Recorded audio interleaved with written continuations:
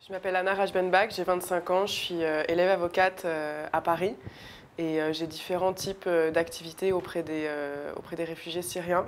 J'ai notamment créé il y a 2 ans, lorsque j'étais étudiante à la Sorbonne, une association Sorbonne Solidaire qui venait en aide aux réfugiés à l'université. J'ai fait plusieurs missions sur des camps de réfugiés syriens en Grèce, au Liban. Je fais pas mal de photos dans ce cadre-là et j'essaye de les exposer à Paris pour faire parler. Et j'essaye de participer un maximum aux manifestations, événements pour la cause syrienne.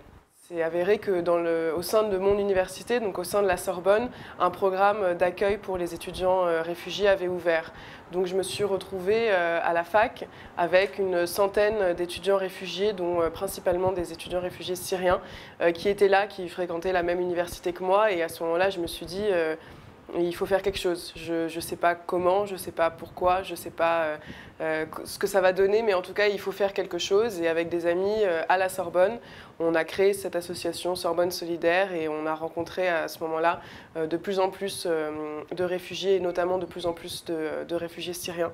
On a fait différents types d'activités, on a donné des cours, on a organisé des activités, des événements, on a incité à l'échange entre les étudiants de la Sorbonne et les étudiants réfugiés qui étaient de nouveaux étudiants arrivant à la Sorbonne.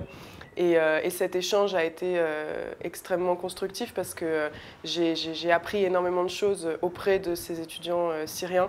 J'ai appris la révolution syrienne, j'ai appris la situation en Syrie, j'ai appris leurs combats, leurs craintes, leurs peurs, leurs envies. J'ai fait des missions au Liban, en Grèce, directement dans les camps de réfugiés syriens où j'ai rencontré un public tout à fait différent et qui m'a aussi beaucoup touchée. J'ai fait différentes activités sur ces camps, de l'aide aux enfants directement, construire des espaces pour les femmes pour qu'elles aient un endroit pour se retrouver, de la distribution alimentaire et j'ai fait des photos. Beaucoup de photos que j'expose à Paris pour essayer de continuer à faire parler de la situation.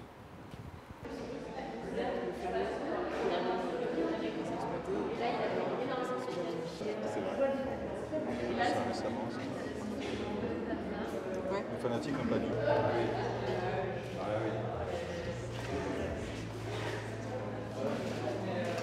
Si je repense à un bon moment, à un moment assez intense, j'avais rencontré un étudiant à la Sorbonne qui venait d'Araya. Avec lui, on avait organisé la projection d'un film, Little Gandhi, au sein de la Sorbonne.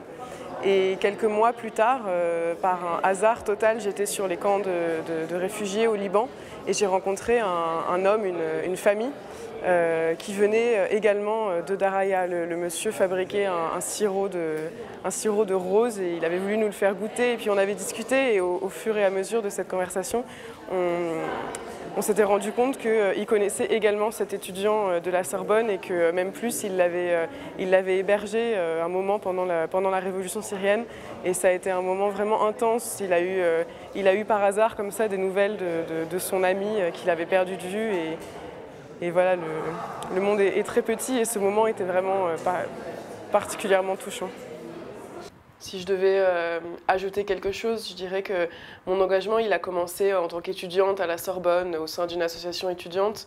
Et là, d'ici quelques mois, je serai avocate réellement. Et je tiens et je sais que mon engagement continuera auprès des Syriens et pour la cause syrienne en tant qu'avocate parce qu'aujourd'hui on est dans un déni de justice total. Il y a une impunité totale des crimes de guerre, des crimes contre l'humanité qui sont commis en Syrie et je ferai de ça aussi un combat quotidien en tant qu'avocate plus tard et toujours avec mes amis syriens.